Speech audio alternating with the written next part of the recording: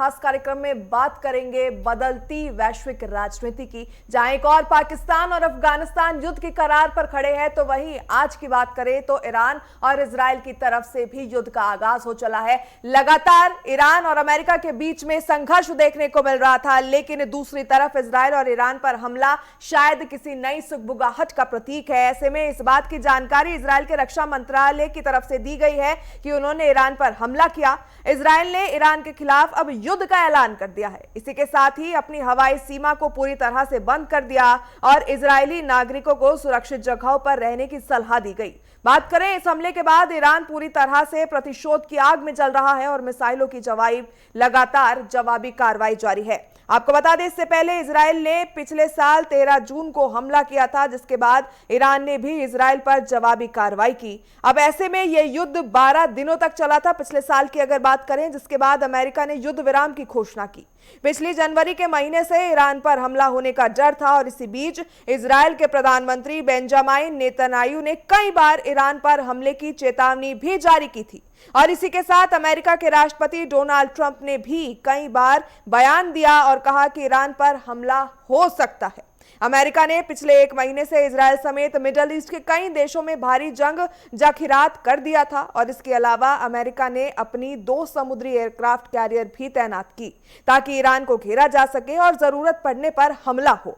जानकारी के लिए बताते चले आप सभी को कि मिडल ईस्ट में एक नई जंग छिड़ती अब दिख रही है। ऐसे में खबर है कि इजराइल ने मिसाइल हमले में ईरान के supreme leader ayatollah Ali Khamenei के घर को पूरी तरह से क्षतिग्रस्त कर दिया है, तबाह कर दिया है। हालांकि बताया यह जा रहा है फिलहाल कि खामेनेई इस वक्त इजराइल में नहीं है। इजरायली सूत्रों ने यह भी दावा किया कि राष्ट्रपति मसूद पेजेशिकियान को निशाना बनाने की कोशिश की गई और इसी के साथ पूरे ईरान में अब रेड अलर्ट जारी किया है। अब ईरान जो है कई तरफ से घिरता नजर आ रहा है। लगातार अमेरिका भी उसके ऊपर दबाव बना रहा था, लेकिन इजराइल ने खुले तौर पर उसके ऊपर हमला शुरू कर दिया है और युद्ध का ऐलान कर दिया। इसी तमाम विषयों को लेकर हम चर्चा करेंगे इस खास बुलेटिन में और हमारे साथ 2 खास मेहमान जुड़े हुए हैं। सबसे पहले retired group captain GP Vajpayee है, डिफेंस एक्सपर्ट, और डॉक्टर मोहम्मद आमीन, पूर्व राजनयिक है। जीपी जी, आपके पास आते हुए सर, जिस तरीके से लगातार दुनिया जो है वो युद्ध की स्थिति में जा रही है, एक तरफ बात करें तो पाकिस्तान अफगानिस्तान, दूसरी तरफ ईरान और इजराइल। ईरान की बात करें, लगातार वो कई देशों के निशाने पे था। अमेरिका बार बार उसे चेतावनी दे रहा था, लेकिन ईरान जो है अपनी हरकतों से बाज नहीं आ रहा था। आज खुला मोर्चा इजराइल ने खोल दिया है। पिछले साल भी ईरान के ऊपर इजराइल ने हमला किया था। इस बार जो हमले किए गए हैं, मुख्य कारण क्या मानकर चले?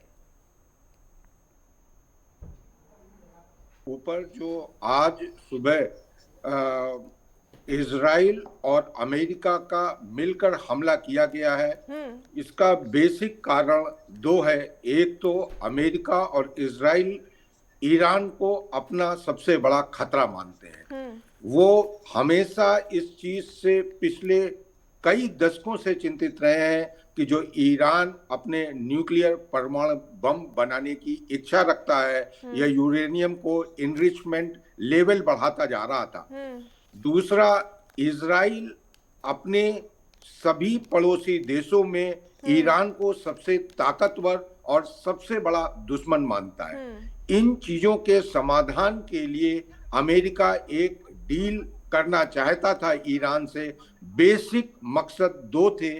एक, जो उनके अयतुल्ला खुमैनी है, वो जो उनकी रिजीम है वो अपना पद छोड़े, और दूसरी बात, ईरान परमाणु बम की तरफ बिल्कुल भी कदम ना बढ़ाए और पूरी तरह अपनी जो भी परमाणु इनरिचमेंट की व्यवस्थाएं हैं अंतरराष्ट्रीय एजेंसीज के इंस्पेक्शन के लिए खोल दें, जिससे कि वो भविष्य में कभी भी परमाणु बम बनाने की तरफ कदम ना उठा सके।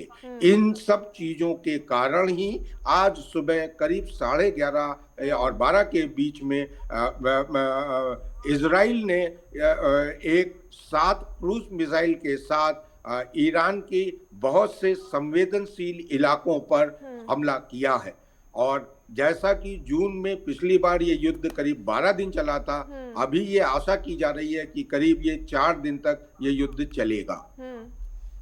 बिल्कुल वाजपेयी जी, ऐसे में अगर रणनीति की थोड़ी सी हम बात कर लेते हैं, जिक्र कर लेते हैं, क्योंकि बेहद अहम हो जाती है। इजराइल जो है वो किसी से डरता नहीं है, किसी के दबाव में नहीं आता, चाहे पैलेस्टीन का मामला हो या पिछले साल जब 12 दिन तक युद्ध चला था ईरान इजराइल के बीच में, तो अब भी देखा गया था कि नेतन्याहू किसी भी तरीके के कॉम्प्रोमाइज के लिए किसी के दबाव में रेडी नहीं होते हैं। इस बार क्या कुछ रणनीति लेकर इजराइल जो है वो आगे बढ़ेगा? उनकी सैन्य रणनीति किस तरीके से दुनिया देखेगी? मैडम, आप बिल्कुल निश्चित रहिए, आपका कहना 100% सही है कि इजराइल की जो भौगोलिक स्थिति है, इजराइल का जो अपना वजूद है, अगर वो किसी के दबाव में आ जाता है तो वो समूचा इस दुनिया से मिट जाएगा। इसलिए उसके पास कोई चॉइस ही नहीं है, he has to go for attack first. वो डिफेंस की स्थिति में आ ही नहीं सकता। और इजराइल के लिए अच्छी चीज है कि दुनिया का सबसे शक्तिशाली देश अमेरिका उसके साथ मजबूती से कंधा मिला के खड़ा हुआ है। तो इजराइल को जहां भी खतरा दिखता है वो तुरंत वहां पे अटैक करना चाहेगा, जिससे खतरे की अवस्था ही ना उत्पन्न हो पाए भविष्य के लिए। वाजपेयी जी, ऐसे में ईरान की भी जिक्र करना बहुत जरूरी हो जाता है। ईरान किस तरीके से पूरी चीजों को टैकल करेगा, क्योंकि दबाव में तो ईरान भी नहीं आ रहा है, लगातार अमेरिका जैसे सुपर पावर की ओर से धमकियां दी जा रही है, समुद्र में जब सैन्य ऑपरेशन तैनात किए जा रहे हैं अमेरिका की तरफ से, लेकिन फिर भी ईरान तस से मस नहीं हो रहा है। इजराइल ने अब हमला कर दिया है। ईरान की तरफ से क्या कुछ रणनीति हो सकती है? किस तरीके से सैन्य की तरफ से रणनीति देखने को मिलेगी ईरान आर्मी की तरफ से?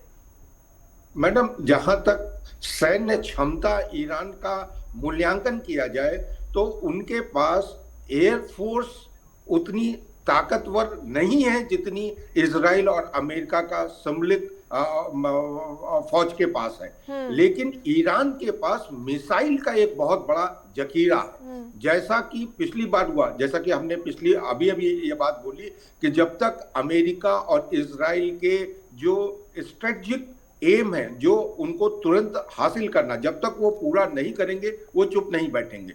ये निश्चित है कि ईरान को और खुमैनी को अपनी जनता को विश्वास में रखने के लिए कि हम लोग आपके सुरक्षा के लिए मौजूद हैं, तो ये इसको रिटेलिएट जरूर करेंगे। लेकिन अंत में वही होगा जो इजराइल और अमेरिका चाहता है, क्योंकि इन परिस्थितियों में ईरान को सहयोग देने के लिए जो दूसरी बड़ी महाशक्तियां हैं, रशिया और चाइना बहुत समय से इस तरीके के पारस्परिक युद्धों में बीच में नहीं खुल के आता है। चाहे वो यूक्रेन रशिया का युद्ध हो, चाहे कहीं और, एवन हमारे अब जो सिंदूर हुआ था उसमें भी उसने परोक्ष रूप से पाकिस्तान की मदद की थी। तब ईरान अलग थलग पड़ जाएगा। छोटे मोटे देशों का, तुर्की और बाकी कुछ मुस्लिम देशों का सहयोग उसको मिल सकता है, वो भी ओपन में नहीं होगा। जैसे इजराइल के साथ खुले तौर से अमेरिका साथ खड़ा हो गया है। अब अमेरिका से कोई भी पंगा लेना नहीं चाहता है, क्योंकि रशिया यूक्रेन के साथ युद्ध में उलझा हुआ है। रशिया अब वो उतना ताकतवर पुराना वाला यूएसएसआर नहीं रहा है। तो इन परिस्थितियों में ये निश्चित है कि इजराइल और अमेरिका अपने उद्देश्यों में सफल होंगे।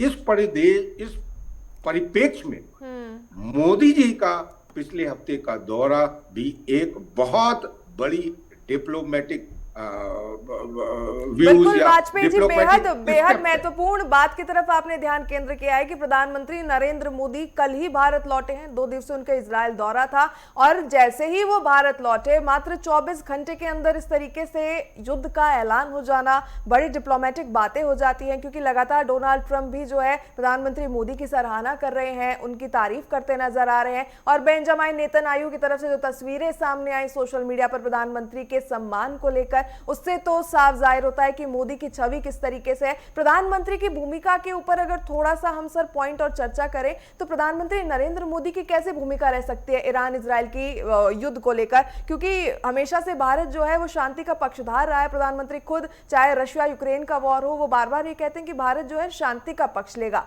लेकिन बेंजामिन नेतन्याहू से दोस्ती बड़ी अच्छी है प्रधानमंत्री नरेंद्र मोदी की, उनका पक्ष कैसा रह सकता है?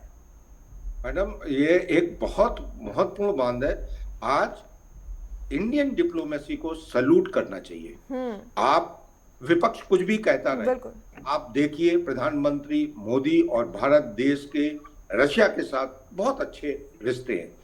केवल पाकिस्तान और चीन को छोड़ करके हो सकता है आने वाले भविष्य में इंडिया, इजराइल और यूएसए का एक एक स्ट्रेटेजिक अलायंस बन जाए जो हमारे देश के हित में है। क्योंकि अभी हाल में जब ऑपरेशन सिंदूर हुआ था तब आप देखिए इंडिया के विरुद्ध में, इंडिया के अगेंस्ट में तुर्की, चाइना ने खुल के पाकिस्तान को समर्थन दिया था। और जहां तक मोदी जी विश्व के सबसे बड़े नेताओं के रूप में उभर के सामने आ रहे हैं और इनका मात्र वहां पे इजराइल जाना ही एक मूक समर्थन देता है कि जहां जहां आतंकवाद है उसके अगेंस्ट अगर कोई भी देश कदम उठाता है तो भारत का उसको भरपूर सहयोग है।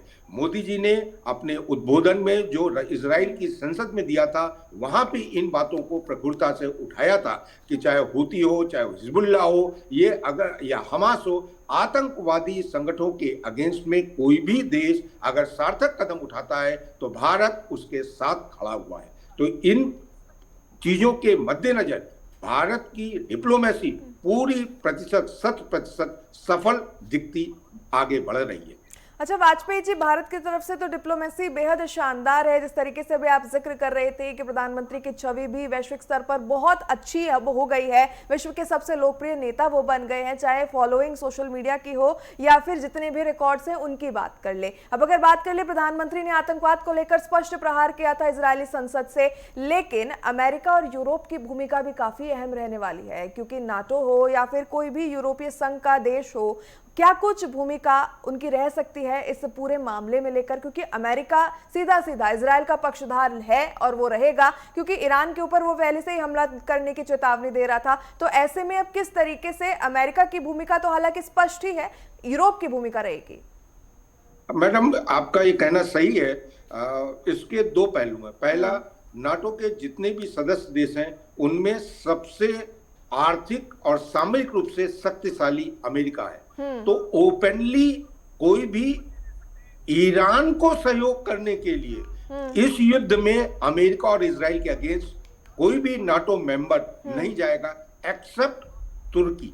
तुर्की जरूर थोड़ी मदद, लेकिन तुर्की और ईरान के आपस में कॉन्फ्लिक्ट इस बात में है कि कौन सबसे बड़ा मुस्लिम हितैषी देश है। तुर्की अपने को सबसे बड़ा मुस्लिम हितैषी देश मानता है, ईरान अपने को सबसे बड़ा मुस्लिम हितैषी देश मानता है। इस कॉन्फ्लिक्ट के चलते हो सकता है तुर्की भी ओपनली ईरान को मदद ना करे, लेकिन नाटो के कुछ सदस्य देश हो सकता है कम से कम मॉरल सपोर्ट दे सकते हैं, ईरान को दे सकते हैं, लेकिन ओपन रूप से कोई भी, हाँ ये मान के चलिए हर देश युद्ध के, कोई भी देश ओपनली अदर देन आज की परिस्थिति में इजराइल और अमेरिका के अलावा इस युद्ध का ओपन समर्थन नहीं करेगा, क्योंकि युद्ध हमेशा विध्वंसक होता है, युद्ध से जान माल की हमेशा हानि होती है। इसीलिए हमारे प्रधानमंत्री मोदी जी किसी भी समस्या का समाधान युद्ध को नहीं कहते हैं, वो चाहे हमेशा कहते हैं कि वार्तालाप से जितनी चीजों का समाधान किया जाए अवश्य करना चाहिए। जब वो कोई भी तरीका ना हो तब भी अगर युद्ध है तो वो।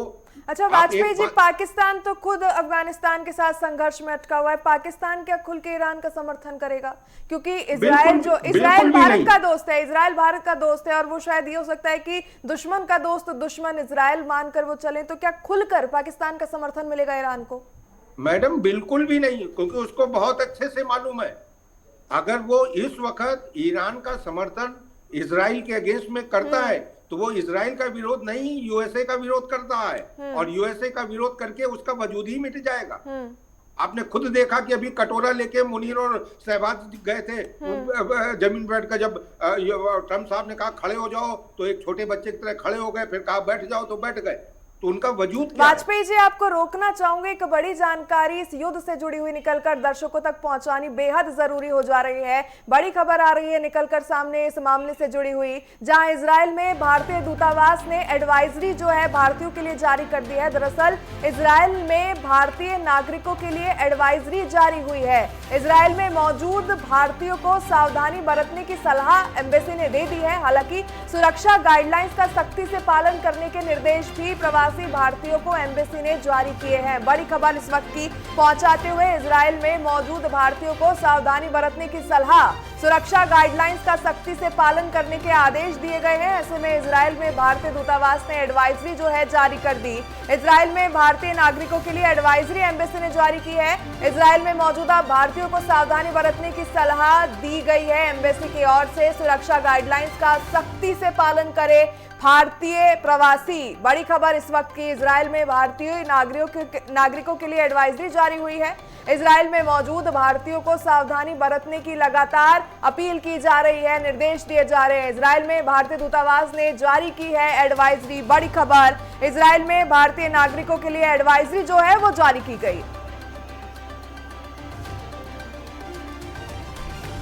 ये बड़ी जानकारी आप सभी तक पहुंचा दें। इजराइल में भारतीय दूतावास ने एडवाइजरी जारी की। इजराइल में भारतीय नागरिकों के लिए एडवाइजरी जारी की गई है।